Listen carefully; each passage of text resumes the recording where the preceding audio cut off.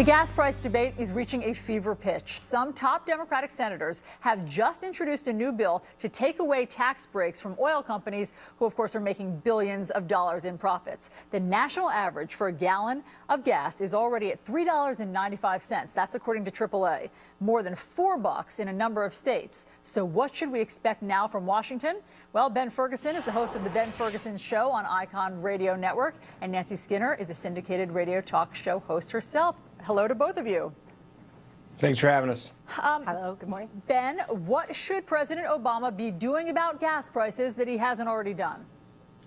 Well, for one, he should start allowing us to drill off the Gulf again and start giving out permits. He should also stop making these oil companies into evil companies. I mean, look at the profits the other day of Exxon. They posted $11 billion in profits. They paid $10 billion of those dollars, and profits went to taxes.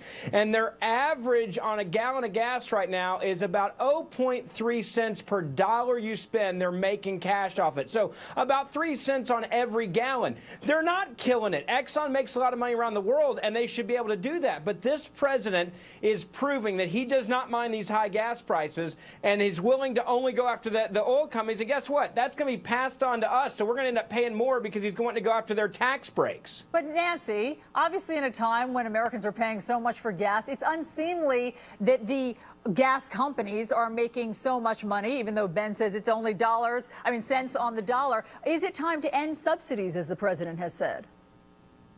Absolutely, because that's complete hogwash. We have been subsidizing the oil industry. In fact, I ran for Congress in 2006 on the platform of repealing these subsidies and in reinvesting them in energy-efficient technologies. $4 billion a year. You know what? These profits are going to pass through to their executives in the way of hundreds of millions of dollars of bonuses. The idea that every single penny gets passed all the way down the food chain is just wrong. One trader at Citibank, who's manipulating prices, made a $100 million bonus. $100 million, a bonus it's of that amount of money. Capitalism, and you Nancy. think it's the poor oil companies, Ben?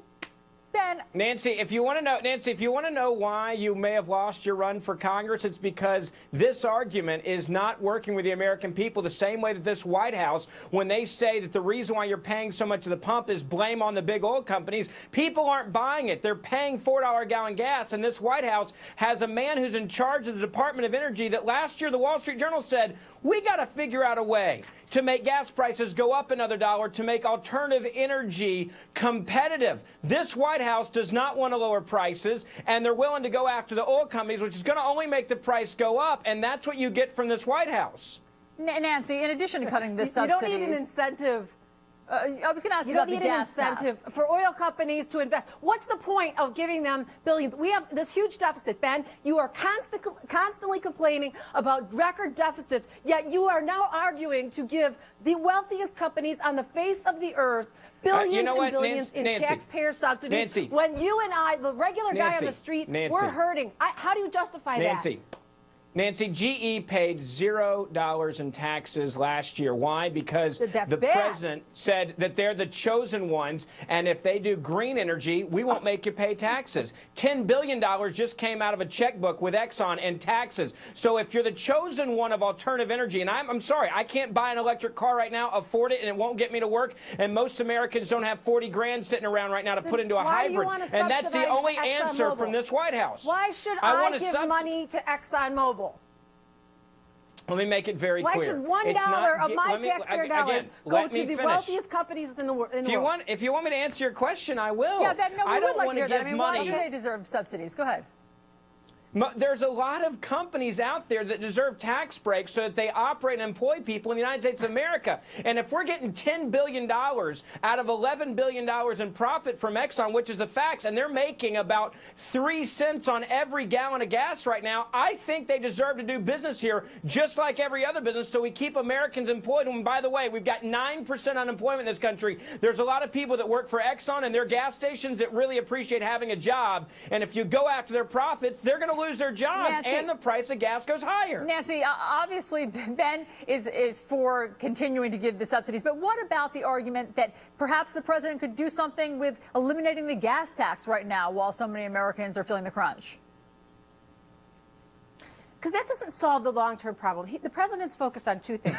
One, a lot of the reason the prices have gone up is manipulation of. Because speculators, what they do is they can move the market because they have the amounts of money that they see in futures is so large that they actually raise the price because any turmoil in the Middle East Nancy, gives them an excuse go to do over that. You can't go after the whole world.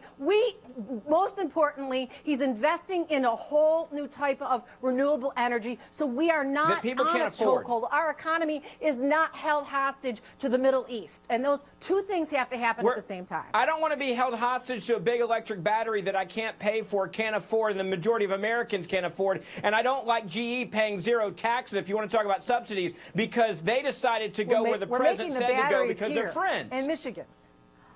We're making the batteries in Michigan. We're making a lot of batteries overseas, and you know that. Those are jobs in Michigan, Ben, not jobs that we're giving to rogue regimes where we have to send our soldiers over to fight and die for a resource which we couldn't. You can turn this into a war issue. All right, I'm sorry. I'm going to have to cut off the fuel had. for this debate. You've both made great points. Thanks so much for coming in, Nancy Skinner and Ben Ferguson. We appreciate it. Thanks for having us. You bet.